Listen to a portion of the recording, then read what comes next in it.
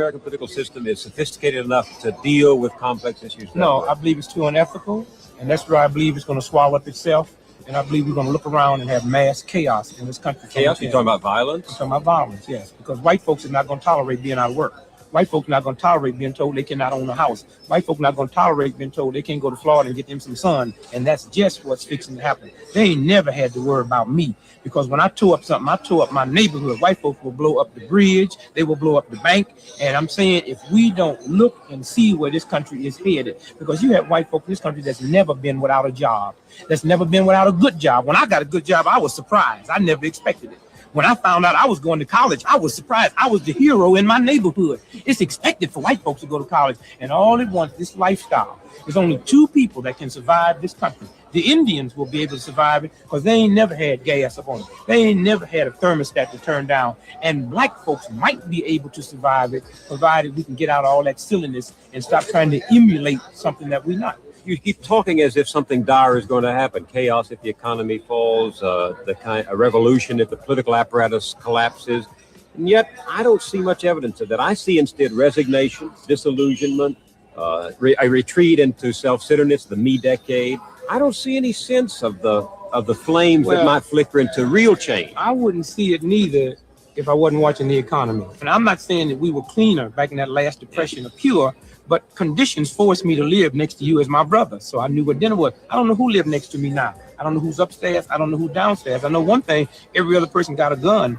And when you live in a nation that would squawk more about registering their rifle than registering their children, then we're in trouble.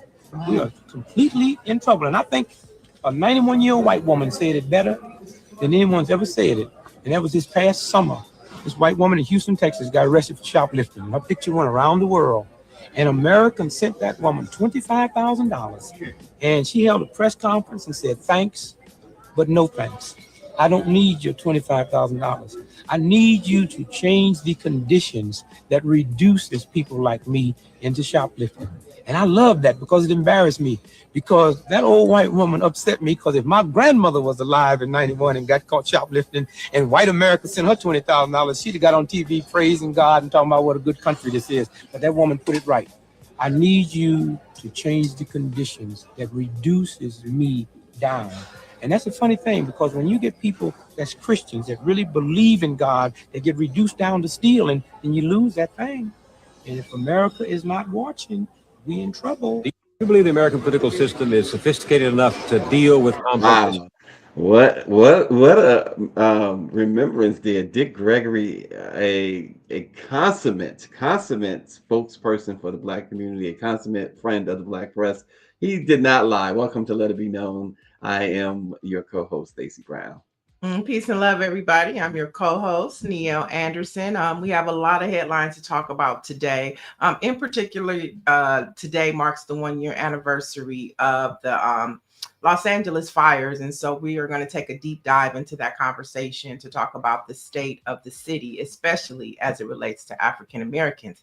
But the beloved Dick Gregory, I mean, I love the fact that Greer is taking us back for the past 2 days of voices from Minister Louis Farrakhan. Now we have Dick Gregory. You know, they were talking about this a long time ago about the roosters coming to, what do? The chicken's coming home to roost. The chicken coming home to roost, cock-a-doodle-doo. And so just a reminder of this is nothing new that's happening in this country, first of all, Stacy. Yeah, but you look at, and some will say prophetic, but it certainly was easily predictable what he said. No one thought about it at the time, which made him such a visionary. But the guns, we see the problems. They rather register guns than children. You know, it's really interesting because people will fight you on a vaccine, but they won't fight you if you got guns all over the place. And now we're not talking about just regular guns, as you know. They got these war weapons. Everybody in their homes got war weapons.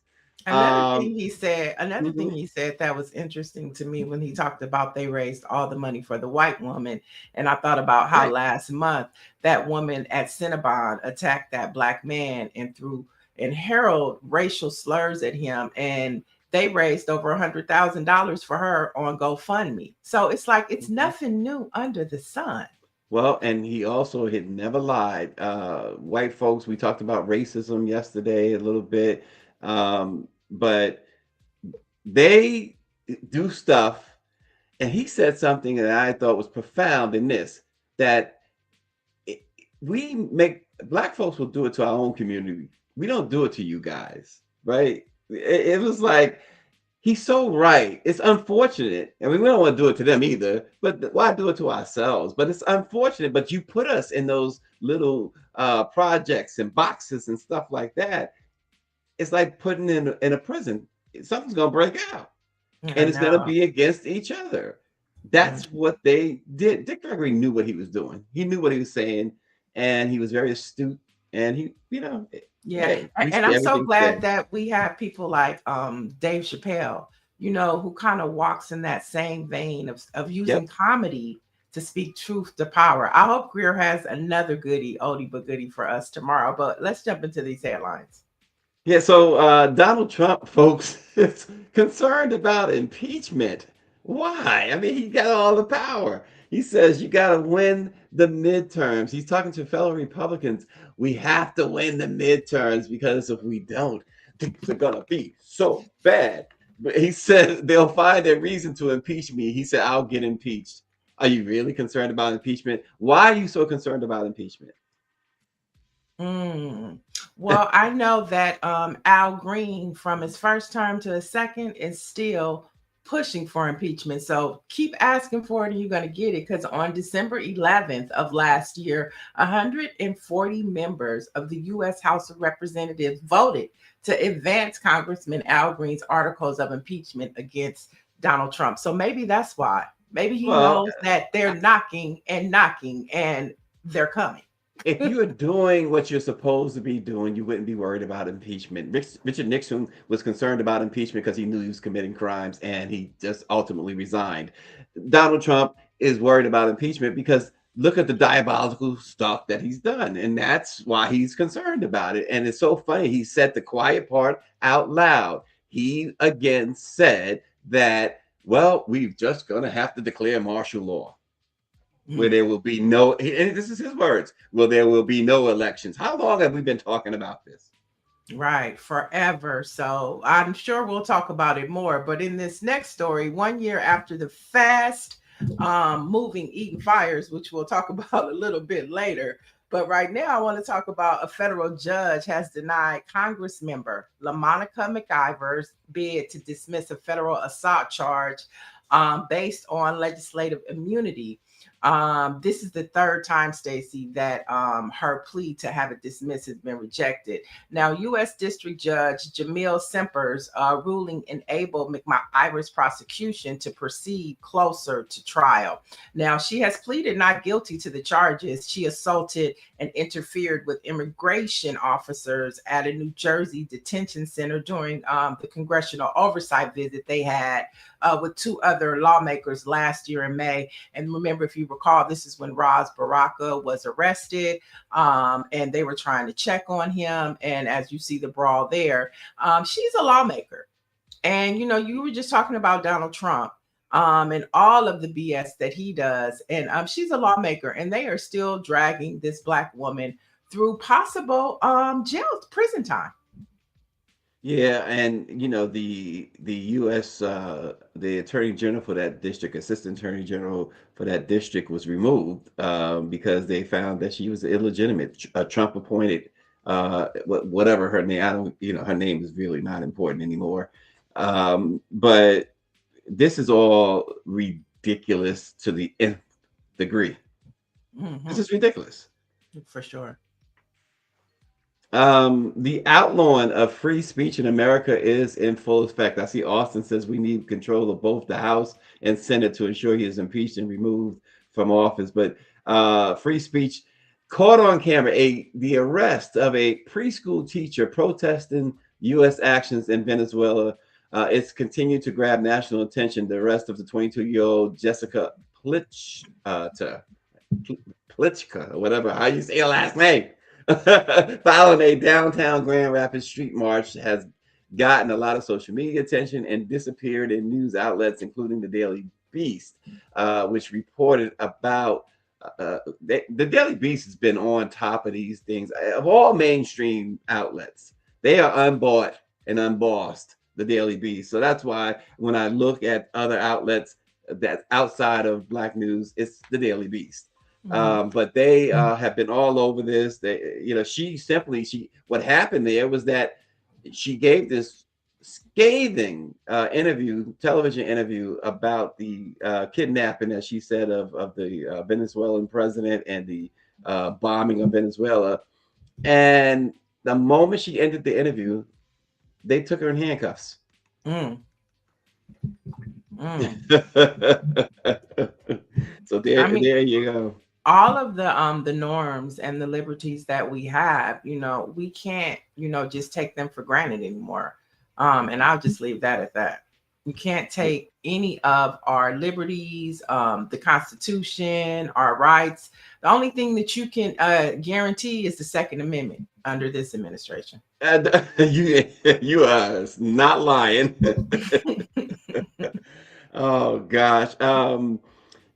Also, folks, this morning, real quick, this is interesting too. Donald Trump may have done something that he may not have wanted to do when he pardoned all of those January 6 actors. Well, included in that may have been the individual that they've been parading around over the last few weeks, who planted a pipe bomb near the U.S. Capitol on January 6th. There's a great explanation of this. We'll let you check it out.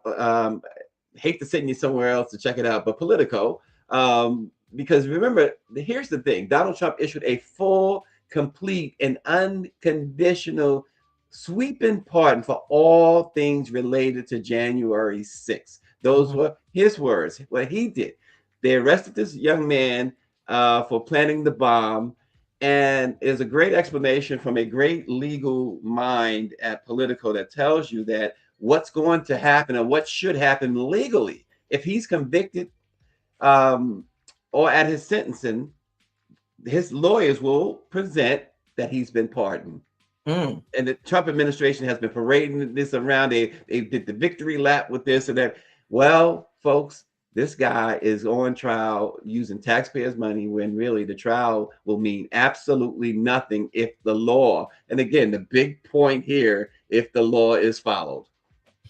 Oh, wow. You know, and that's the key about this administration is they don't think things out. They don't use data. They don't use data. They don't use experts, right? And so they just, you know, like spaghetti, throw it up, and if it sticks, it sticks. And so this is another example of them not thinking things through, and just throwing stuff out there. And this is what you get. That's it. We'll see. But as we said, 1 year after the fast-moving Eaton and Palisades fires were over 16,000 structures in Los Angeles were destroyed. You know, Los Angeles is still trying to rebuild and figure it out 1 year later. A couple of highlights, though, that I think are important. California's incarcerated firefighters. This was a big story that happened last year, how you had juveniles that were incarcerated fighting the fires, and they were only being paid $5.80. $5.80 protecting, you know, structures and billionaires' buildings and homes in the city of LA, and they were getting paid $5.80. Well, state legislator Isaac Bryan said that was a no-go. And so he was able to push legislation through to raise the wages for incarcerated.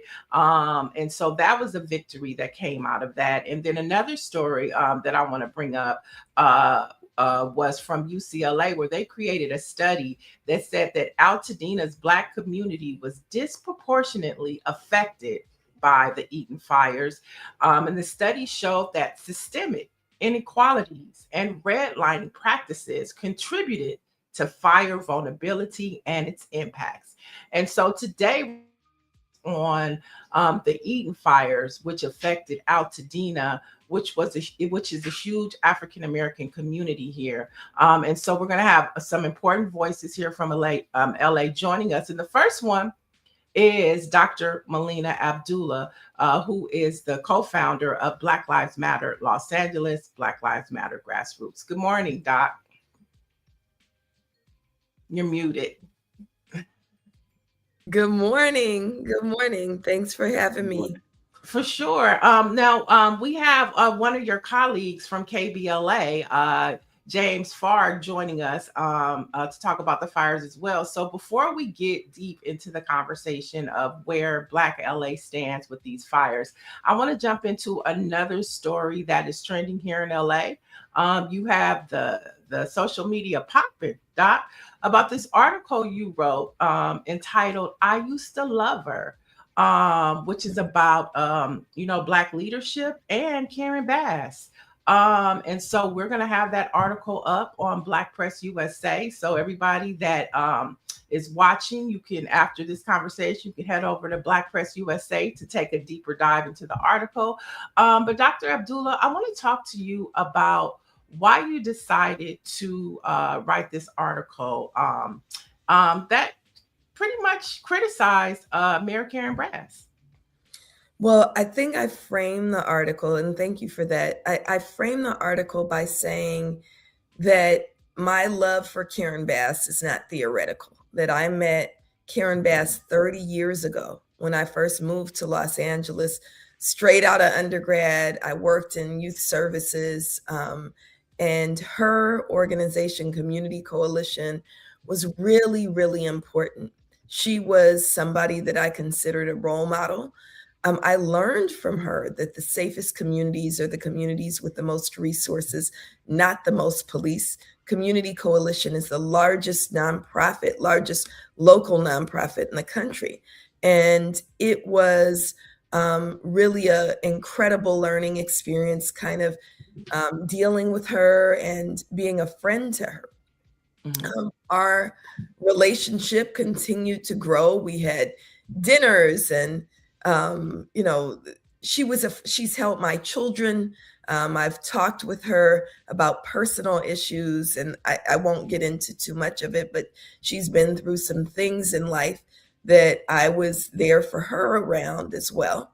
And I was on her congressional council, her legislative council. So I want to be very clear that this is not personal. In fact, it hurts me to personally, it hurts me to have to criticize her.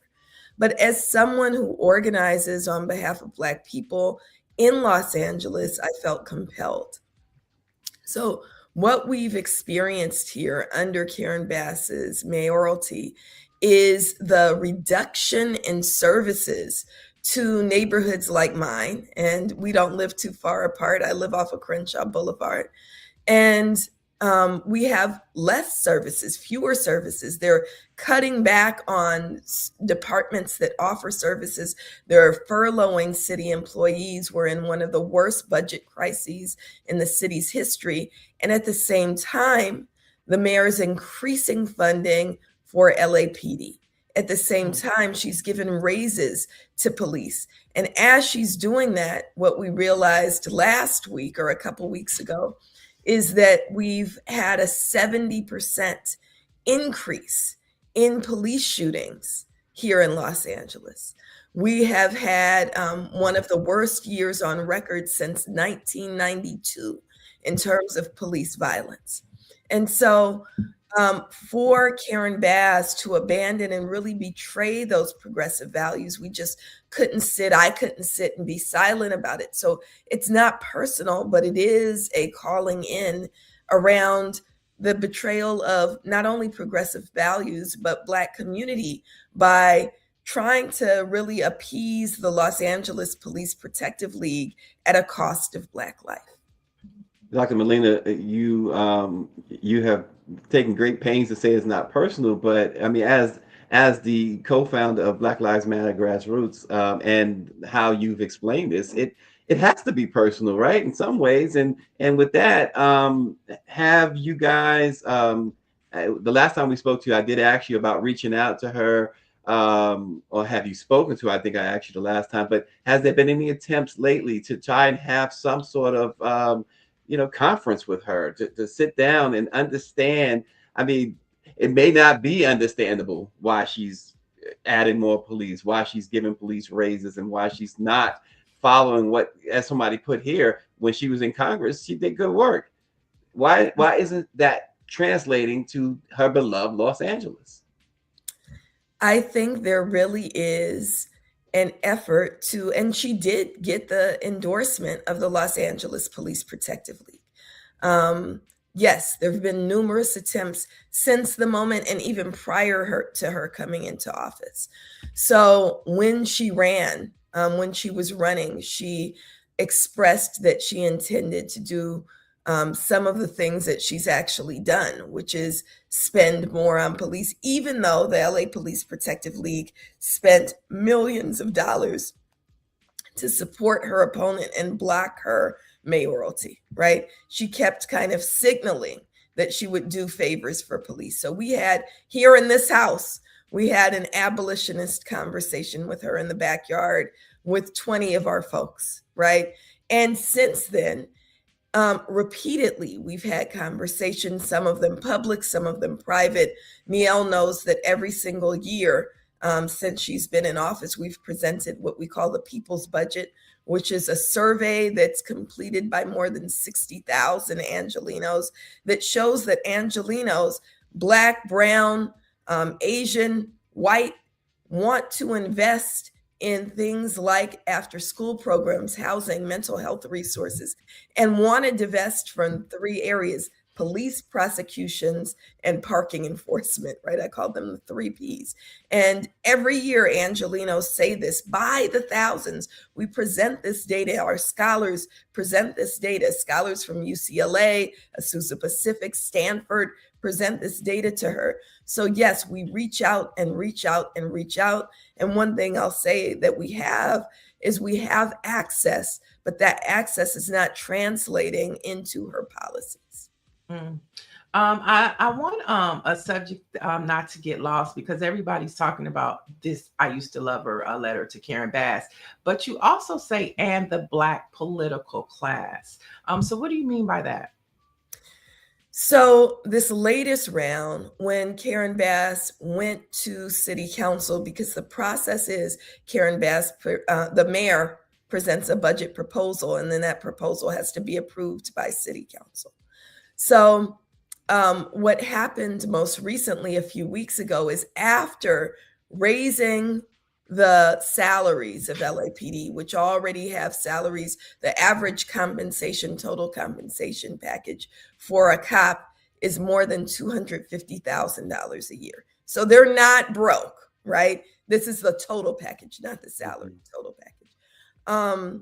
After raising their salaries, after refusing to cut the budget, after increasing the numbers of police, she went back to city council and asked for an additional $4.5 million to supplement. And we know one of the reasons that they need more money is because they overspend. There's been internal audits of the LAPD budget, and they're spending more on copies, on paper and copy machines, than we invest in our youth services here in the city. Right. And so she went and asked for $4.5 million more. And the president of the city council, who is her mentee, who's Black, I'm not going to call him happens to be Black, but he's Black, and he's a friend, went on the dais, got at the top of the dais and said, there is no amount of money that the police chief could ask for, and nothing he could ask for that we will not give him. And although we had 4 courageous city council members who voted no, every Black member of city council voted yes. And we see this happening over and over, a political class, a Black political class, especially in Los Angeles, but throughout the country, that is in lockstep with the mainstream Democratic Party.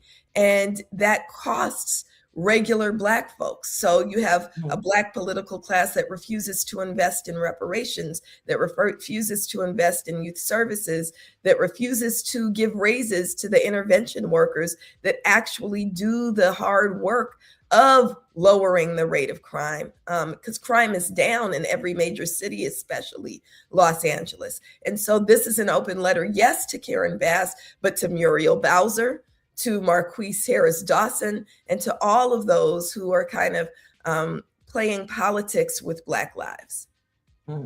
It seems from the outside, I mean, I lived in Los Angeles 7 years, well, the San Fernando Valley anyway. But it seems to me, from my observance, that Los Angeles police, there's too much time spent in and around celebrities.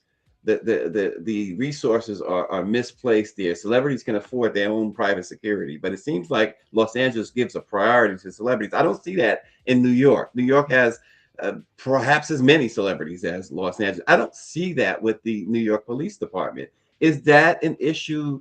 Again, from someone from the outside, someone who observed it for 7 years, is that something that is a problem from your standpoint as well? Well, Los Angeles and the political class especially is enamored with celebrity, right? They like to be around celebrity.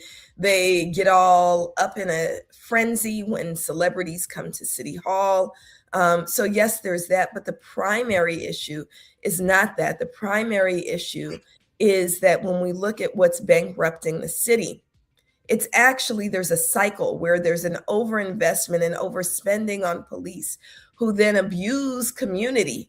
And then there's these lawsuits. So the city spends hundreds of millions of dollars a year on lawsuits, on settling lawsuits, primarily around police abuse. But also, remember, when you spend in one area, you're not spending in another. Lawsuits around that the streets are terrible. And so when you mess up your car, that's a lawsuit. When people trip on the sidewalk, that's a lawsuit. We now have street lighting where one side of the street has lights and the other side doesn't. And, that causes dangerous situations. That's a lawsuit. So our city controller, who is pretty courageous and has been pretty upfront about what's happening with the city finances, demonstrates over and over again that overspending on police and underspending on city services is really what's bankrupting the city. I do want to offer, though, that there are some, when I say the Black political class, I'm not talking about every Black elected official. We have examples like in Chicago, where you have a mayor who's willing to be courageous. In New York, right, you have a new mayor who is willing to say, I ran as a democratic socialist and I'm going to govern as a democratic socialist. That means free buses. That means free childcare. That means affordability. That means rent freezes, right? And so these are the kinds of things that we're trying to, again, this is not just criticism of the Black political class. This is coming into the light. We want them to come into the light. This is a moment where they can be courageous, and we're seeing that the people will be behind them if they're courageous and they show that their allegiance is to the people, not to police associations, not to the capitalist class, not to lobbyists, but to the working class people of their cities. You can check out this article, I Used to Love Her, an open letter to Karen Bass and the Black political class, on BlackPressUSA this afternoon. Doc, before we let you go, we definitely have to talk about the California fires. 1 year today it happened. From my understanding, though, it actually hit Eaton and Altadena sometime midnight, which would be tomorrow. But Black Lives Matter grassroots played a significant role, as well as other organizations, in helping with the rebuild. So somebody that's been boots on the ground and has a somewhat of an assessment of what has been happening over the past year, give us your thoughts of how, just for example, how individuals in Eden have had support and resources, versus what's happened in the Palisades. Right. So, and these two issues are connected, right? So you see the Palisades, which is largely a white upper class community, as opposed to Altadena, which is the largest Black enclave of home ownership, or was the largest Black enclave of home ownership in the country, right? So this was a solidly Black working and middle class community. It was beautiful. I remember when I moved here, I contemplated moving there, but there's places that don't have sidewalks and too many roosters crowing. So as a city girl, it was not the choice that we made. We wound up moving in the Crenshaw area, but it's a beautiful, beautiful space where the community is closely knit, where there are Black businesses. It's a beautiful space. And what we've seen is the pouring in of resources into the Palisades. And that's happened because the white, more wealthy communities have been critical and demanding, right? So they don't get what they want because they're playing nice. They actually are getting what they want because they've been really outspoken. And when you talk about, I've gotten a lot of pushback around the article that you mentioned for daring to criticize the mayor. I'm not criticizing her in any way close to what the white upper class was criticizing her about the response to the Palisades fire. But if you contrast that to what's happened in Altadena, which is an unincorporated area of Los Angeles County, you see Black community being supported beautifully by Black community, but not by elected officials in the way that they need to be, not by these kind of fast-tracked permitting processes. And so the demand is also to look at what caused the Eaton fires. And so there are questions about the role of big business, especially Southern California Edison, which is the energy company that has their, I guess they're called transistors. This is not my area, the technical terms, transistors in the area, and whether or not those were out of date and they enabled and allowed for kind of the lack of infrastructure and old infrastructure to be the root cause of the Eaton fires. So there's what caused it. There's the lack of every Black resident that I've spoken with, and we were there for months after the fires, bringing in items like clothing, bringing in items like Black hair care products. One of the things that we heard immediately is they're bringing us all this stuff. They're not bringing lotion. They're not bringing hair care products. They're not bringing, culturally sensitive food items. And so we saw ourselves as Black Lives Matter being able to fill that gap. So for months we were there and we were talking with people about what was happening. And one of the things that we heard is not a single Black resident that we spoke with got a notification from the governmental systems. Every single one of them was saved because a neighbor saved them. So one of our closest comrades, who is one of the early members of the Black Panther Party, and there are actually 3 members of the Black Panther Party who were displaced from their homes that we work with, right? Dr. Molina, I hate to interrupt, but as you know, your colleague James is getting ready to do a live broadcast with Dominique DePrima on KBLA. So we have to bring him in right now because we don't want to lose his important point of view as well. So you can stick around, or we can bring him in and bring you back. It's up to you.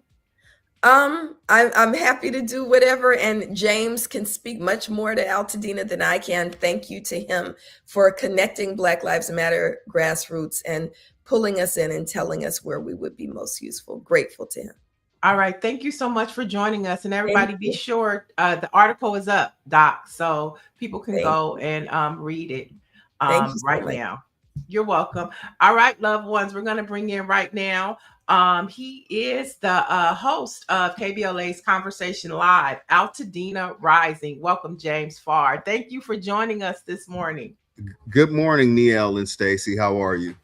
We are Thanks for good. joining. Thank you so much for having me. Yes, I know. So talk to us about what's happening today here in LA Altadena. Sure. Today, January 7th, is the 1-year commemoration of the Altadena Eden Canyon fire. I'm currently live on location at a restaurant, Black-owned sandwich shop, Perry's Joint, just about a half a mile from the Altadena border.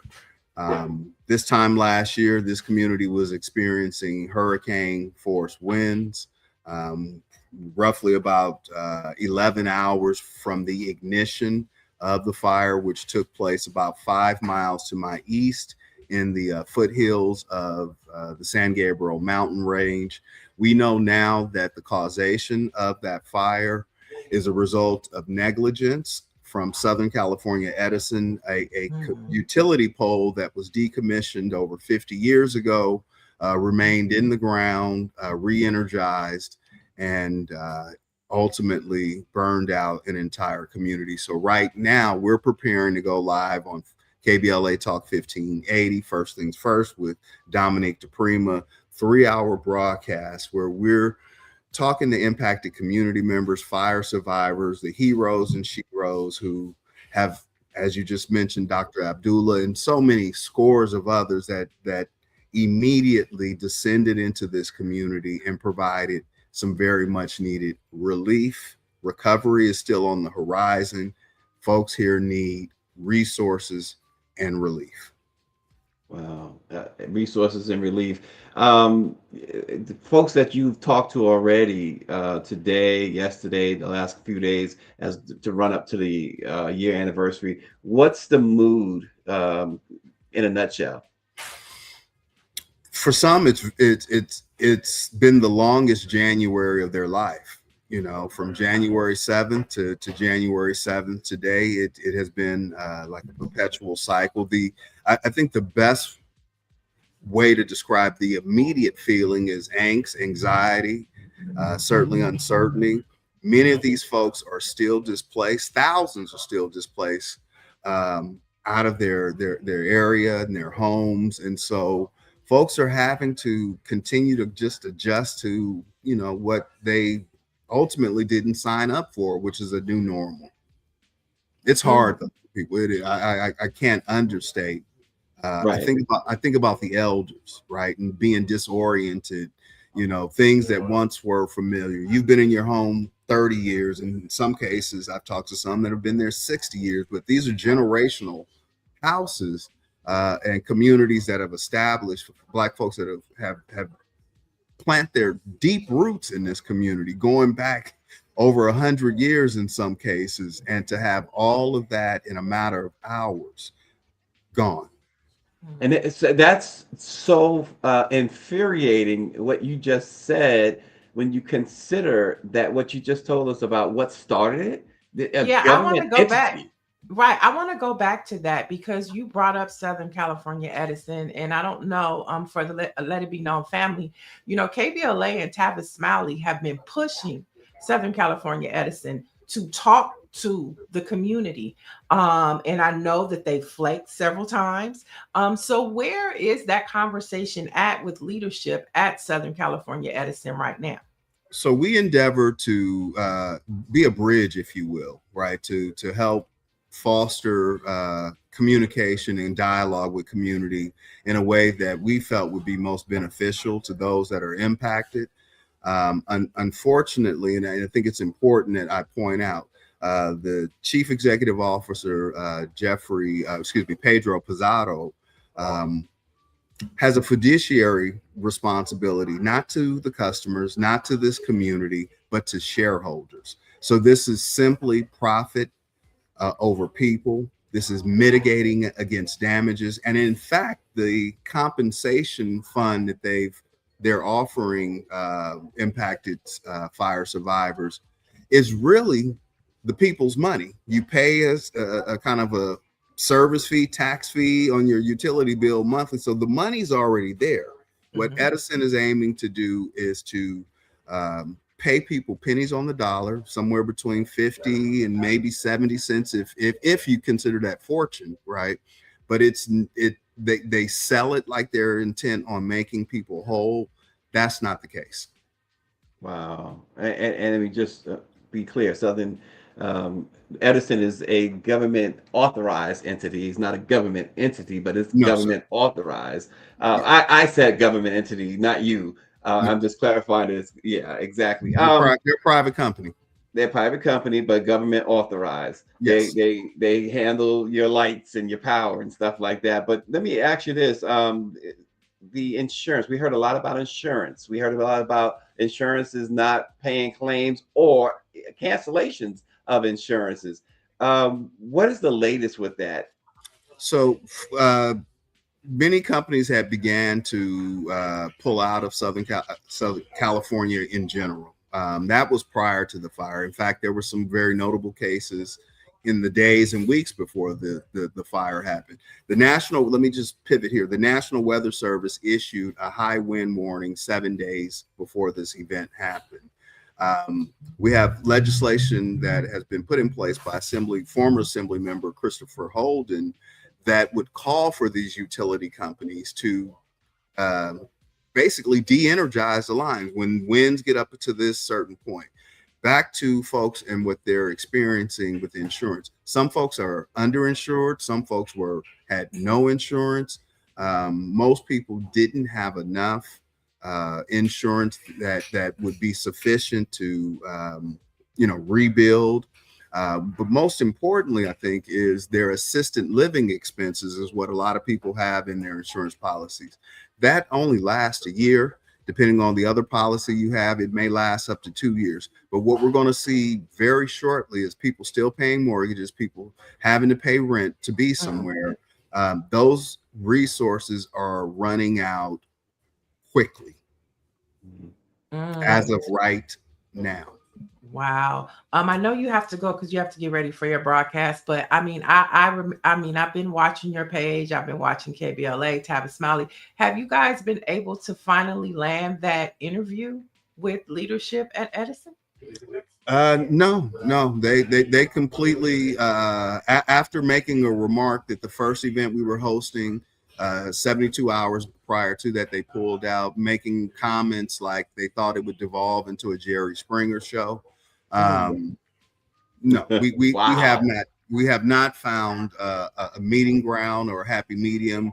They, on the other hand, found I think I can say this, brother Stacy and Sister Niele, they found replacement Negroes who happily provided a soft landing for them. So they did have a meeting in the community, but it certainly wasn't with the interrogation and intent. Well, who? Tell us more. Tell us more.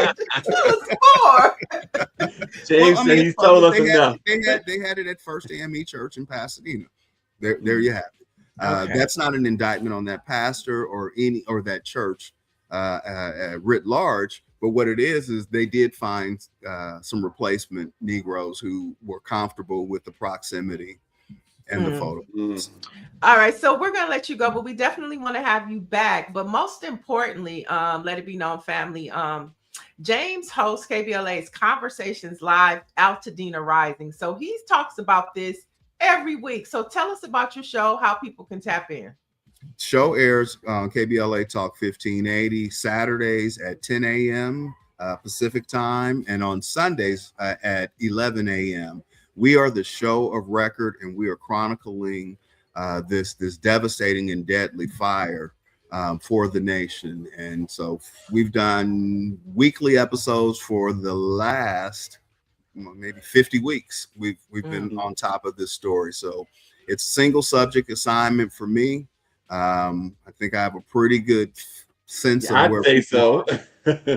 Right. Well, we'll definitely be checking in with you more often about this important conversation. And of course, you guys have a YouTube channel as well, right? Yes, they can find it at KBLA YouTube /KBLA 1580.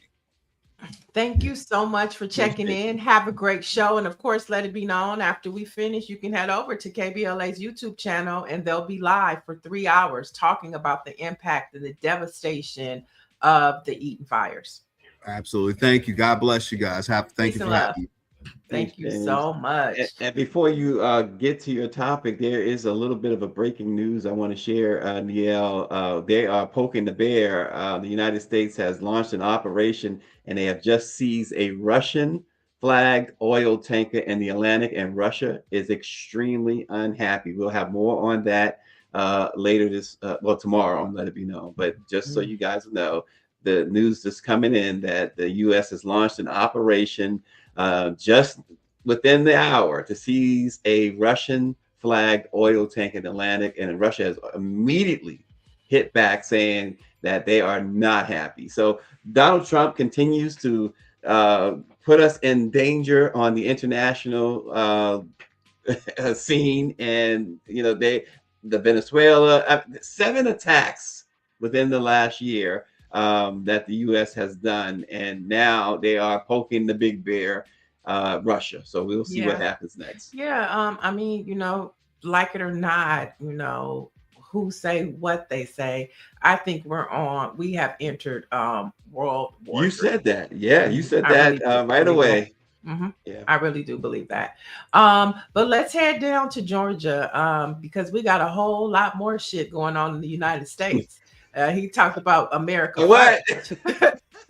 America first. We have a lot of other things going on, like a midterm election that we all should be paying attention to. You talked about it a little bit earlier in the show. Yesterday, January 6th, we had former state Capitol police officer done on. You saw Democrats singing God Bless America on the steps of the Capitol. Donald Trump was over at his Kennedy Center with Republicans telling them, we got to win the midterms. And the only way to stop him is to change the trajectory of this country, and that's at the midterm. So Georgia state legislators are dropping ship too, just like they are in Congress. Georgia is losing 2 Black leaders after Reps Karen Bennett and Lynn Hefner resign. So a special election is going to be scheduled to fill both the seats representing Districts 94, including parts of DeKalb and Gwinnett County, and District 130 covering Augusta. So we know those are Black communities, so to say. So hopefully, those seats will be maintained because as we look at federal, state and local is just as important.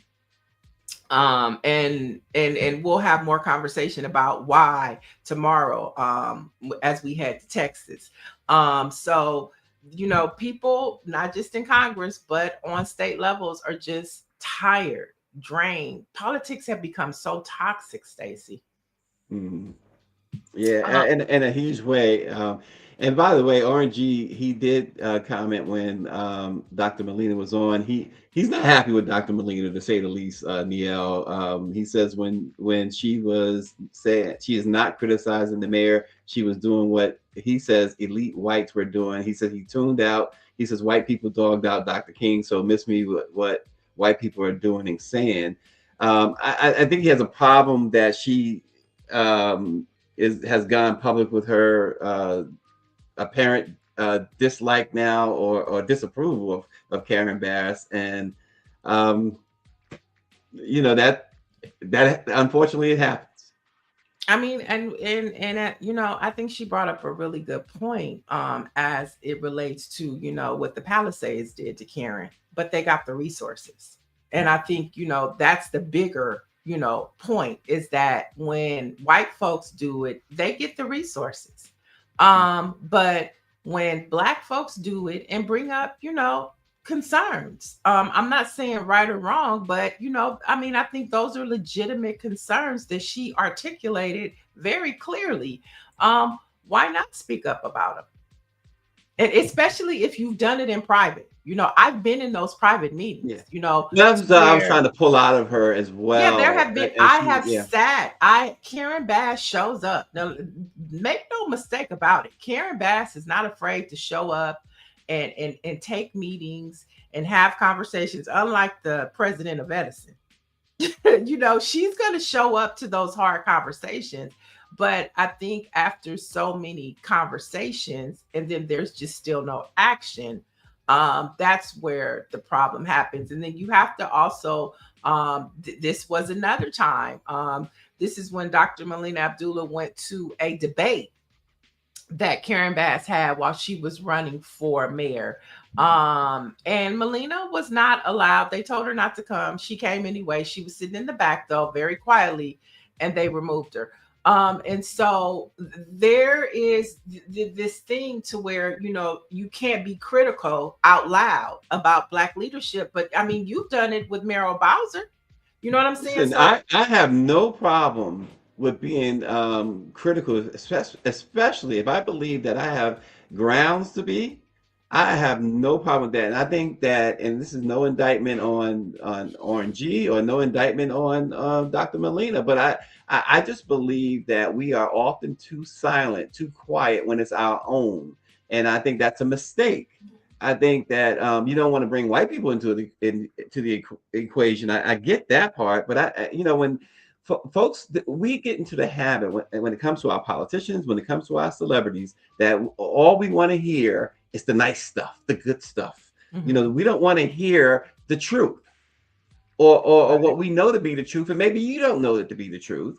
And so now we get criticized. I've been there, and I'm still there with a lot of people. I'm still there. So I get that. Yeah. But I believe wholeheartedly, you human, you're gonna make mistakes and you're gonna do stupid stuff.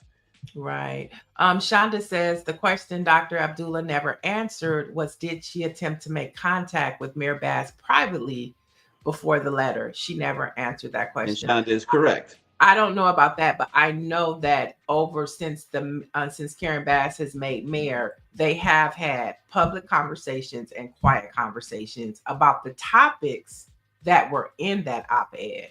So was there a conversation about, I'm going to drop this piece? I don't know. But I do know that the things that she talks about in those articles were conversations that she's had with Mayor Bass ad nauseum. Okay. Yeah. I do know that. People should stop calling your criticism of someone lies. You know, it doesn't make it a lie because you don't agree with it. Dr. Molina may have her valid reasons for criticism, and I'm not saying Shonda H is calling her a lie or RNG, but I've seen that in the chat. You know, I would not say anything that Dr. Molina said was a lie. I say that because I've been there. I've criticized people, and instead of taking a different position, saying, "Okay, that's your position," I've been said, "You're lying," and it just, you know, it's just not fair. It's not accurate, and it leads into my next story that I mean to be a very light thing. I wanted our viewers to weigh in on.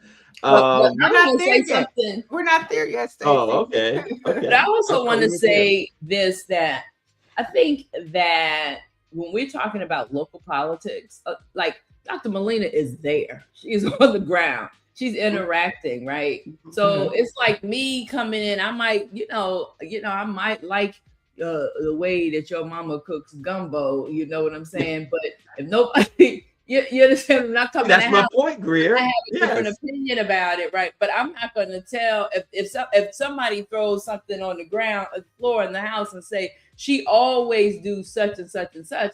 What am I going to argue? What's happening, in that household? I think it's, I get we're fans, right? And we want to lift up, some of our colored folks in captivity. But hey, you know what I mean? If something has happened that they deserve to be called out on, we have to be willing to hold our own accountable and not be afraid. Even sometimes, even those people who we see as, as someone, a champion, Right. as a champion, right? Yeah, I mean, and people are critical of Dr. Melina Abdullah all the time. And I think, Greer brings up a great point. And that I was thinking that, the weight, like sometimes to be around Dr. Melina Abdul, the weight falls on you. She carries that grief of individuals who lose loved ones to police brutality. You know, she's there at the front line all the time. Every week, she's at the police commissioners meeting trying to hold police accountable for Black folks, for us. It's just like those people and those elected officials, you know how we used to elect them and then we would go about our business because we knew that they was taking care of the business and we didn't have to worry about it. We didn't have to get involved. We didn't have to be so concerned. That's what she does for Black folks when it comes to policing in America.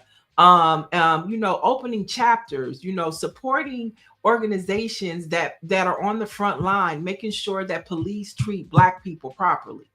And so for her to do that every day, and for her to be in, you know, the police commissioner, in City Hall, you know, doing the work, she has a right to be critical because she's on the front line. We're not. And so I'm not critical either way. I think that Mayor Bass, I'm glad that she's our mayor. I hope that she's able to stay, you know, and make sure that there's equity. You know, we have the Olympics coming. So on the flip side, you know, to play devil's advocate, you know, she has people and businesses in her ear talking about we need more policing because the Olympics are coming. The World Cup is coming. We have to make sure our city is safe. You know, so there's a lot of yin and yang going on, but I think that it's okay for Dr. Molina to write an op-ed, and I think it's okay for Mayor Bass to respond. And you know what I'm saying? So I mean, I just think that, like, to your point, Stacy, we have to be critical of Black folks. We're the ones that should be more critical than anybody else, right? 100%. And one last thing I'll say about that, to Niele's point, one of the things I want to say, especially about Black women who are on the front lines doing this work, this is a part of our self-care as well, right?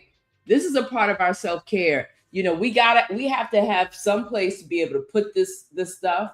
You know, there are some people who are going to agree and some people are going to disagree, and that's okay too. You know, but we have to have some place to put this stuff. And so, you know, kudos to anyone who has the wherewithal to put pen to paper or, you know, finger to you know, the screen, however, you know. Yeah, But, and you know, speak truth to power. And that's all it is speaking truth to power. And since we're on the topic of Black Lives Matter, you know, a lot of things positively came out of that movement, especially in 2020. But the Trump administration continues to roll it all back. And I'm talking about a federal judge has dismissed Louisville's proposed police reform agreement with the Department of Justice. Now, this is ending a year-long effort to impose federal oversight following the killing of Breonna Taylor. Now, U.S. District Judge Benjamin Eaton ruled that the city's consent decree could not move forward after the Justice Department, Trump's Justice Department, withdrew support. So all of the work that Black Lives Matter has done, not just in local communities, but on a federal level, Donald Trump's Justice Department is just tearing it up, ripping it up, and having to start from scratch. Wow. And yeah, listen, it's been a disaster. Let's face it. I mean, that's the only word that makes sense. The whole thing has been a disaster. The whole administration is, when it comes to, well, it's just been a disaster. Yeah. And so we're talking about the work of Dr. Abdullah and Black Lives Matter. You know, this is part of the work. It's not just about protests. It's also about policy shifts.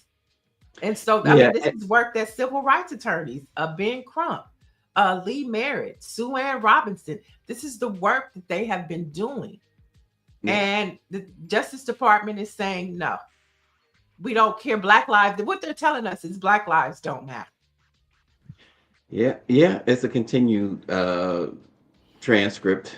But his just to be clear, folks, you know, of course, we don't necessarily want to go into what the trolls say, but Black Lives Matter is under investigation, not Black Lives Matter grassroots. So Black Lives Matter Global Network Foundation. Global Network Foundation. There you go. Yeah. So just wanted to clear that up because, you know, you people in the chat that who think they know what they're talking about have no clue. Yeah, and I mean that has to be something internally worked out with under the banner of Black Lives Matter, because nobody knows which entity is good, bad, thieves, you know, nobody knows what's what. And so talking about, Dr. Abdullah, think about that. Like that, she's not the Global Network Foundation, but not only does she get the flack from us, get the flack from the police, she get the flack. She's not even Global Network Foundation. She's not the one that took the money, but she has to wear that weight as well. And so, I mean, but she has tough skin. She knows what she's in for, and she's committed to the cause. And Well, so like, I thank God I'm for sorry. people like her, because I don't Like, have that type of capacity. yeah, like Shonda H said, no one is above reproach. No one. I don't care who you pay your money to go to concerts or sporting events or politician or whatever. No one is above reproach, and that's something that fans should understand, right? Fans of maybe Karen Bass or whomever, right? Because fans are short for what? Fanatics. There you go. And iron sharpens iron too, so hopefully those two ladies are sharpening each other's irons, and they'll figure it out. Maybe they'll figure it out. But and she raised I think it was Shonda H who raised this question, because I raised it too. And you answered it. Whether or not she reached out to her recently, to try and talk about this before the op-ed. But folks, read the op-ed. It's whether you agree with Dr. Molina or not, it's a good read. Mm-hmm. It's a good And you can dissect it even more. Mm-hmm. Mm-hmm. For sure. So, all right. So where are we now, Niele? I think you want to lighten things up. Lighten it up. Okay. I want you guys to tell me what you think of this, because I've seen several videos now of this, and each of those videos have pretty much gone viral. At least from my view, they have several 100,000 views, and a lot of people commented on this. We've talked a lot about, well, I won't say we, but online there's been a lot of talk about Jermaine Jackson's hair, but we're not talking about his hair today. We're talking about the fact that one popular Instagram user was really arguing that Jermaine had the better singing voice and was better than Michael. I really want people to chime in on that, because Stacy, seriously, are we really like? Okay. Well, so that this is what I'm saying. But Homeboy was bringing out some stuff, and not that I agree with him, because I don't think that that's a fair comparison. But I don't want people to also dismiss that back in his time, and you can see that's the difference right now. I can tell you right now, back in his time, Jermaine had a phenomenal voice, right? However, I just used the term back in his time. There wasn't a time when Michael didn't have a phenomenal voice. I can't say back in his time. It was always phenomenal. Would Jermaine had, so I'm getting answers. Jim Britt said Michael was better. But I just found it to be, Greer says, I don't think most people remember anything about Jermaine's voice. Don't take it personal. Let's get serious. That, well, see, there you go. What do you say, Niele? I mean, like I said, I don't think it's a debate. Everybody's gonna say Michael Jackson, Stacy. Listen, I wanted to see somebody say Jermaine, because in that, if you watch, I'm waiting. I'm waiting. Right. I'm waiting for somebody to say. I'm gonna be shocked. Yeah, I would be shocked too. Well, I won't be shocked. You know why I won't be shocked? Because when I was watching the video of this guy and I looked at the comments, there were 5 to 10 people was like, yeah, he's got a point. And I was like, what? Is Greer pulling up? Greer's pulling up the comments. She has to see first. Yes. It's like he got a point. I'm like, wait a minute. I don't think so. RG says Jermaine's hair was fried, dyed, and laid to the side.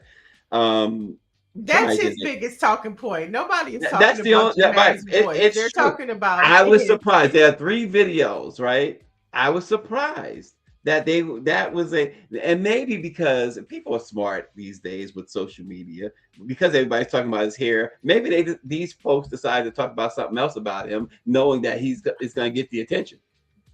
I don't know, but Everybody knows who puts the Jackson in the Jackson name. Okay, it's not Janet. It's not Jermaine. It's not Centipede and Reby. Okay, it's Michael Jackson. And he has provided a foundation. Well, I'll put Joe Jackson has provided a foundation for the Jacksons to reign supreme. But just like there is a Destiny Child, there's one in the Jackson family too. And his name is Michael. He is the Destiny Child. Okay, sing the song. Okay. Well, I guess for our audience, like you said, there is absolutely no debate at all. But we did like Let's Get Serious. I remember that as a child. I remember that. It's probably what most. It's probably what the only thing most people remember. I And that can't was with even Stevie Wonder. remember. I can't even remember a solo in the Jacksons or the Jackson 5 that Jermaine Jackson did. What's the solo that he did in some of them songs? Daddy's Home. Okay. That was him. I'm talking about like one of the, like, everybody knows. Like Daddy's Well, I Home think is everybody like a knows song Daddy's Home. on an album, but I'm talking about like, their hits. Like, Well, that was a hit. That was a hit. That was a okay. Jackson 5 hit. And they allowed him to do a solo on that one. Yeah, But I'm talking as about, you remember, like, he stayed back with Motown when the brothers left for Epic and CBS, and he really thought he was going to be what Michael turned out to be. And I think that, especially Jackson fans, I think that's what their whole. He married a Gordy. He married Barry's daughter. Yeah. But I think Jackson fans hold a lot against Jermaine. That maybe, some internal stuff that they probably shouldn't hold against him. Him and his brother feuded, or let's put it more bluntly, he feuded with his brother, because I don't think Michael paid a whole lot of attention when Jermaine was taking shots at him.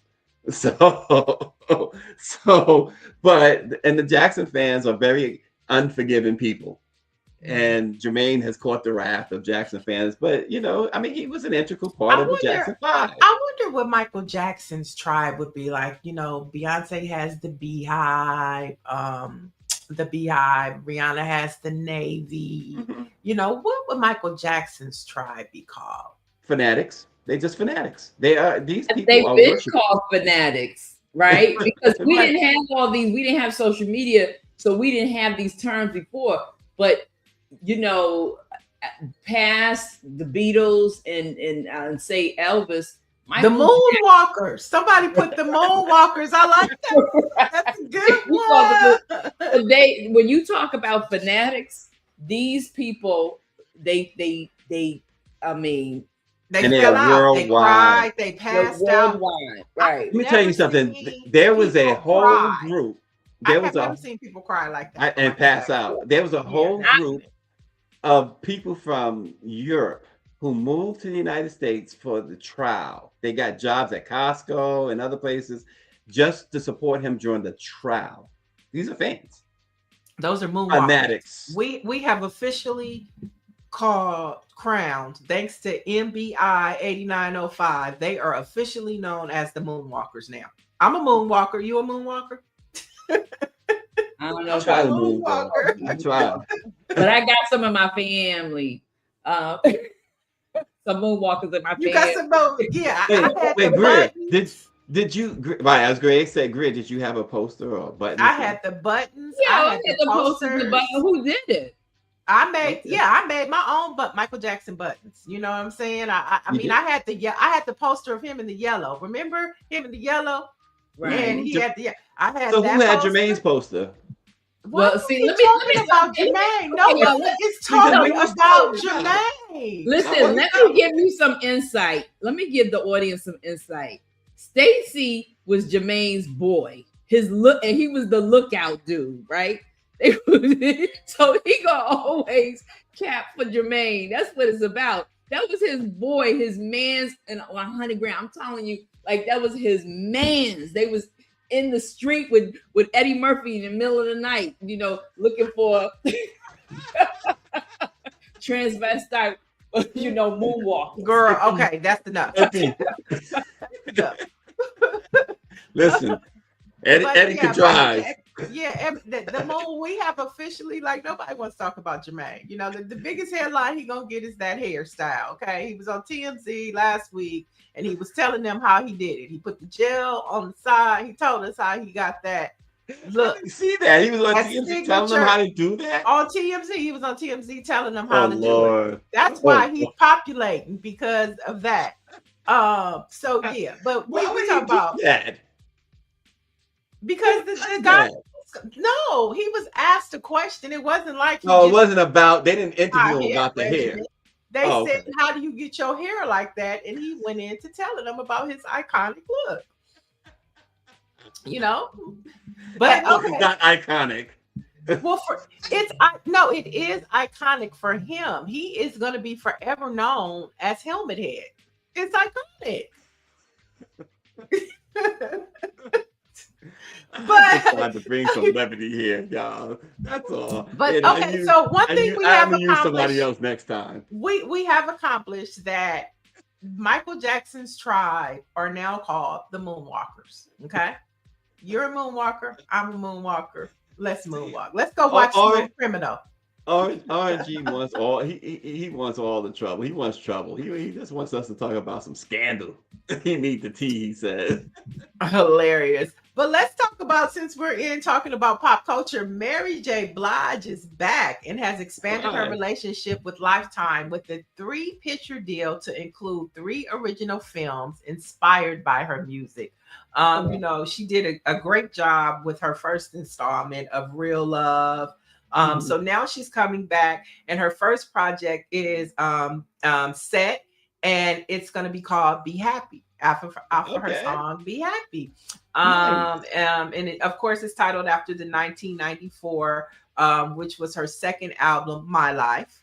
And Be Happy was starred Tisha Campbell, Mekhi Phifer, and Russell Hornsby from BMF. And so I like it. She's giving us Gen X. You know, that's a Gen X cast. Okay. The first cast was millennials. This is a Gen X cast, and I'm all for it because the first 3 installments were really good, and they were all connected, right? So it was like watching this, you know, young love evolve to a college love, evolve to an adult love, and so I'm really excited about this for her. Well, now maybe this is a Greer question. Now a lot of people said Mary is not so nice to people. Is that true? Is there any truth to that? I mean, she's from New York. Are you nice to people? Hey, watch your mouth now. Is Greer nice to people all the time? She's a New Yorker. Well, y'all have this New York thing. You know, New Yorkers have this thing. You know, they're like cut water. You know, there's no cut to it. You know, it's strong and potent. You know. Okay. You know, she's not. Now, she's not that. Now, don't go to an in-store and thinking she's gonna be all jolly and giving you hugs and stuff. You know, you come for an autograph. That's what you're gonna get. You know, nothing more. You come for a picture. I'm gonna take the picture, but I don't know if I'm gonna smile. Daggone it. I mean, it's Mary J. Blige. She keeps it real. You know. Do you see where somebody tried to not break in, but the girl? You know, Whitney wasn't always pleasant. That's what I heard. Yeah, New Jersey. That's next door. You know, y'all know how y'all East Coast people be. You know what? I got problems with you, LA people. You Angelinos, okay? You know, hey, I'm just saying. You asked the question. I'm just saying. But we love Mary J. Blige. We love her. Did you see the problem Usher had? I don't know how recent. Well, it was recent, but I don't know what day it was. But it just started to circulate. But the girl was sitting on his steps, and he had this long 911 phone call that they aired. I mean, the lady was obviously driving him crazy. He was trying not to. You could tell he was trying not to make it obvious who he was or who he is.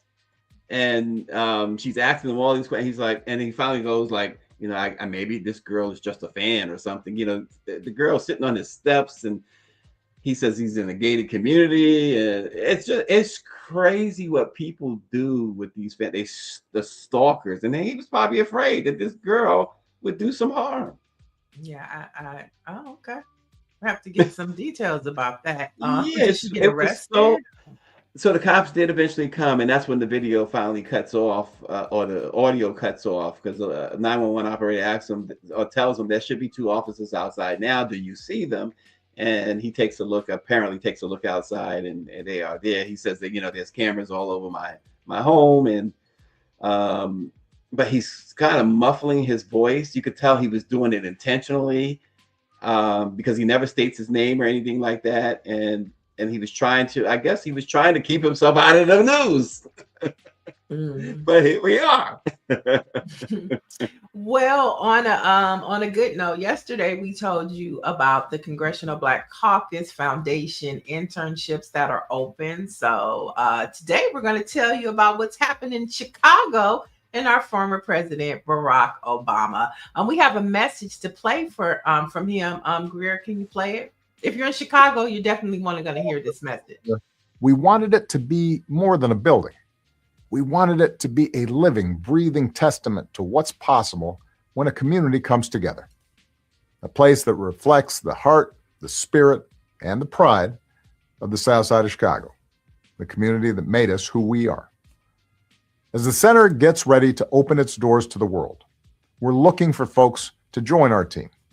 People who understand that every job here matters. We need people who will keep this place safe and welcoming as security officers, who will make it shine as custodians, and who will greet visitors from around the world as visitor associates, our ambassadors of hope. Because when people come here, we want them to feel what makes the South Side so special. The mix of warmth and grit, the sense of humor that can brighten white Christian men are not in any day, the creativity that turns challenges into opportunities, and the joy that shows up in every block, every place of worship, and every family reunion. So, if you're ready to be a part of something bigger, please consider joining us, because the Obama Presidential Center won't just be ours, it'll be yours too. All right, so Obama is looking for employees for his presidential center, and you can apply from now until January 31st for more than one of the 150 new jobs that they are currently offering. Now, you can visit obamafoundation.org to apply for the jobs and to learn more. And don't forget, the center is set to open in June of this year. How much are you paying? You gotta go to the website and find out. You gotta go find out. Oh man, you know, I will say this. I mean, that regardless of what it means to anybody, doesn't mean anything to me.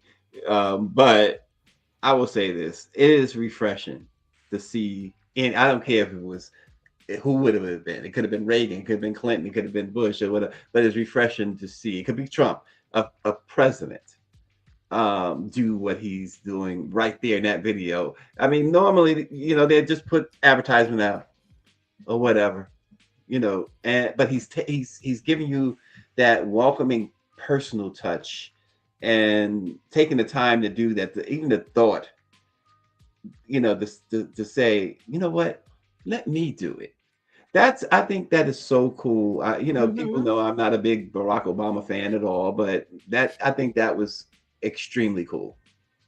No, it definitely was. And it reminds you, I'm glad that he is coming and stepping out a little more just to remind us of what it means to be presidential, to remind us what a president should look like. And without even saying it, just by his actions. And we were just talking about faith yesterday and talking about faith but just his actions show you how things should be and remind us how it could be if we do the right thing, starting with the midterms in November of this year. And it's corny that in 2026, Stacy is still saying, I'm not a fan of Barack Obama. But okay, that's just... Why is that corny? I'm just saying. Just saying. Come on, son. But so, oh, go ahead, Greer.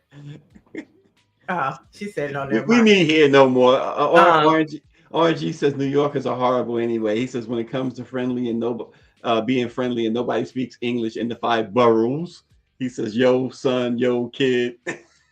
Yeah, David Youngblood says, I'm looking forward to visiting the museum. I am too. I think it's given us that same feeling of what we had when the Smithsonian, the African American of History and Culture Smithsonian was opening in DC. And it was like, ooh, I want to go see that. Like, it's like, Yeah. ooh, I want to go to Chicago. Because that is American history. The first African American president of the United States. And his center is about to open. I think that we should all make that journey. You are right. It is creating the kind of buzz and feeling that we saw when the African American Museum, the Smithsonian, was opening up some years ago. 10 plus years ago. Mm-hmm. So if you're in Chicago, if you have loved ones that need a job, let them know that Obama is hiring. And Obama's hiring. Obama is hiring, okay, at the presidential center that's set to open in June. And on that note, Stacy, I think we're ready for some Black facts before we head on out. We are, and MB and David Youngblood are reminding me of their fans, and David is booing me for not for saying what I said. So there you go. But anyway, on this date, folks, back in 1955, Philadelphia-born singer Marian Anderson broke barriers when she became the first Black person to perform at the New York Metropolitan Opera as a regular company member. She played the role of Eurica in Giuseppe Verdi's opera Un Ballo in Mascara. The Masked Ball is what it is in English. So she played the role of Eurica in the Masked Ball. So good for Black History 1955 on this date. All right, so I'm going to take us back a little further to the year of 1927. Oh gosh. Where the Harlem Globetrotters play their first game. So that happened on today. The iconic entertainment basketball team played its first game in Hinckley, Illinois. Now, this was during an era in American history when Black players were barred from major white teams. So the Globetrotters provided a platform for African American athletes and introduced many audiences to a new style of basketball. Yeah, the first exciting style of basketball. That's those guys. You're talking about talent, and not just being able to put the ball through the hoop, but they were very much and has always been very entertaining. The Harlem Globetrotters. That's a great Black fact. Yeah, you should see it once in your lifetime. I was able to attend one as a child, and the things and the tricks and the antics that they do with those basketball, it's just amazing. It's amazing. I never wanted to be the one sitting courtside when they throw the bucket of water on you, though. That's for sure. So if you can, are they still around, Stacy? They are still around. Oh, Yes, yeah. They have women on their team now too. Nice. Okay. Yeah. Yeah. All right. So that just about ends it. Of course, Dr. Molina's article is up on BlackPressUSA. So we talked about it enough this morning. So you should definitely go click, and read. And I know Stacy got some stories on there too. That's BlackPressUSA.com. And tomorrow, Stacy, the story we talked about yesterday about how Texas lawmakers are pushing to erase the Civil Rights Commission. Well, we'll have Rep. Ron Reynolds on tomorrow, who is a Texas state legislator. And remember, we told you each week we're going to be talking to Black state legislators about what's happening on state levels across this country. So Ron is going to tap in and tell us just what's going on with this Civil Rights Commission and if there's anything that Texans can do to stop it. We'll have that tomorrow on Let It Be Known. Thanks for joining us, folks. We'll see you then.